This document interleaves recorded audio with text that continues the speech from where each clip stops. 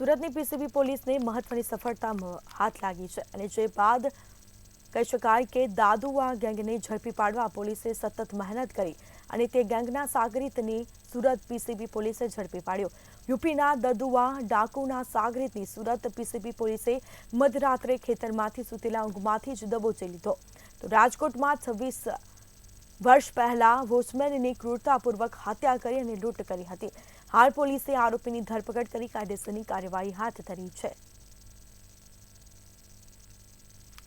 આ આરોપી મૂળ જેતપુર તાલુકાના જેતપુર પોલીસ સ્ટેશનના 302 ના ગુનામાં વોન્ટેડ હતો, જે 1999માં બનાવ બન્યો હતો।